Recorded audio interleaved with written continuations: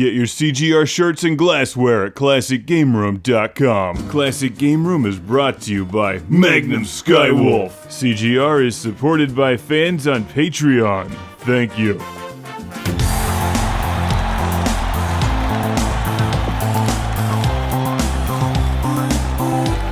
Welcome to Classic Game Room for the review of Murakumo Renegade Mech Pursuit. Enjoy! I'm not the one that actually paid 49 bucks for this, by the way. You can get it way cheaper. Just helping you out.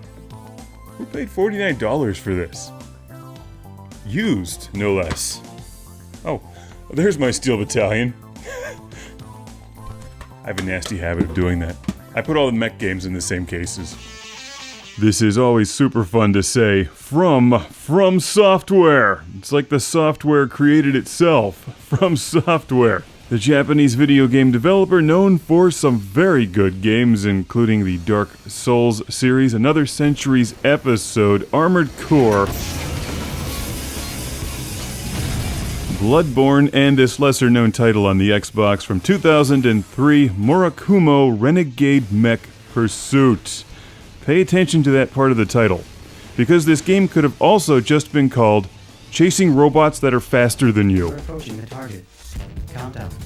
3, 2... I've had this in my collection for years, and could never really figure out the controls. Until lately, I just decided to finally sit down and read a walkthrough and try with all my might to get into this game, after thoroughly enjoying Another Century's Episode 1, 2, and now I'm embarking on Ace 3.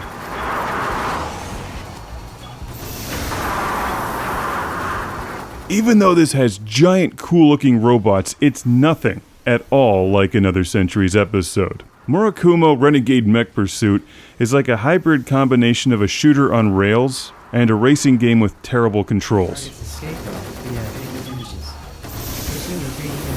There's some ridiculous plot about some defense system or robots going berserk or something, with some of the worst voice actors I've ever heard in my life, which of course I like, so that's a good thing.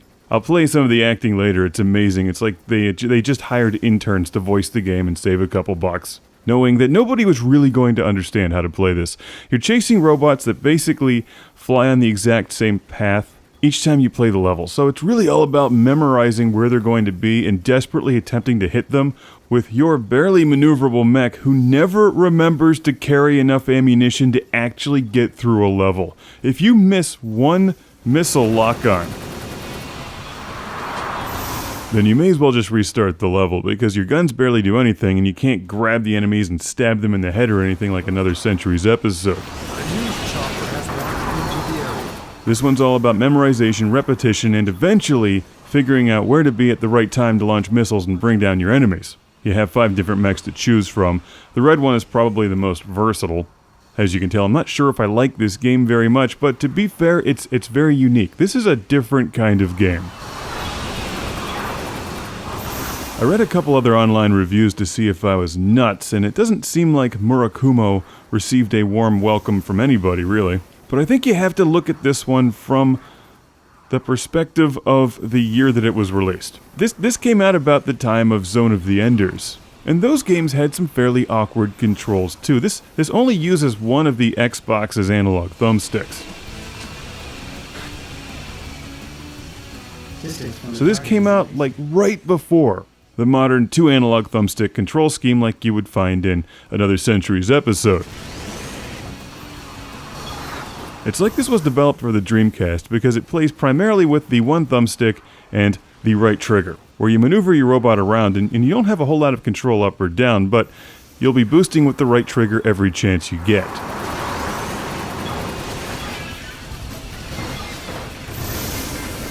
It gets repetitive quickly, and it's really frustrating, yet it's so unique in a way that I think if you were just watching this review, having not played the game, you really wouldn't get a sense for how it plays. I'm doing my best to describe this. I think you have to look at it like an experimental shooter on rails instead of a mech action game, because you don't have a whole lot of control.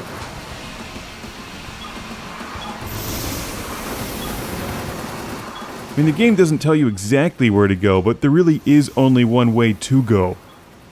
So it may as well.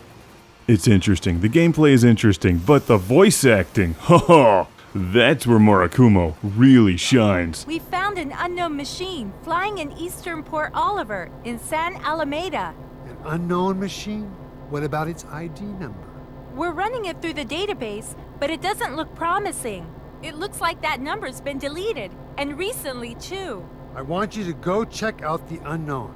It doesn't seem to be malfunctioning though. But it is suspicious.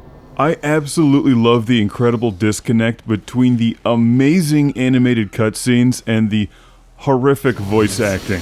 Patch me through to Cloud 05. And I mean that in a good way. I want whoever did this game to go back and reproduce all of the cutscenes for Uncharted 4, because then it would be incredible. They just say somebody must have taken over control of them. But Nathan, people get angry when you say bad things about this game. There's something else fishy too. That's because my hair is unstoppable and the rest of this game is a lie. Having us use them, and they haven't even been properly tested yet. Test issue 1504. Murakumo Renegade Mech Pursuit. I'm not sure if I can recommend this game, but if you think it looks interesting, it won't cost you very much either. Maybe give it a try. The cutscenes are really good. With a weapon like that. Could that weapon affect our units' AIs too? Yes, probably. And it definitely stands out as being an interesting game from the era. I'll just leave it at that. I'd much rather play another Centuries episode, so I'll see you back here in the review of Ace 3 soon enough.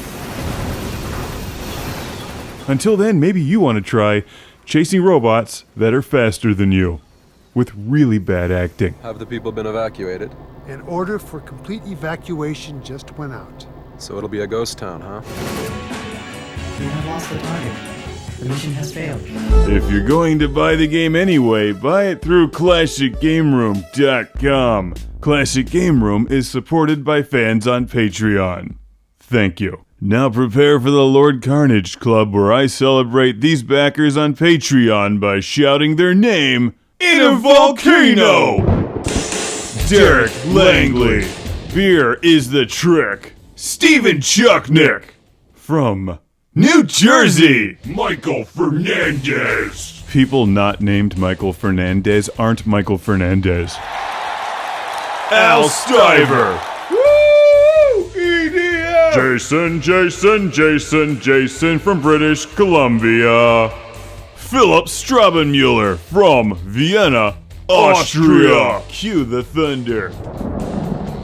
Jeff, Captain Dauntless, Briar. Cue the lava. I don't know what lava sounds like. It sounds like this. Jack Stavris from Australia. Ohad Kane, Master of Thunder. Chip Sankvale, Fighter of Space Bees. Woo! Rick DeBarros gets the extra disco. Michael and Ariana Nelson, Fighters of the Future. That's enough disco, because now it's time to shout, Busy Signal! That's right, and keep the volume loud and the party rocking for Sean Zoltek. Really? No. Sean Zoltek! Sergio Matthias Hergert! Tubular. Will.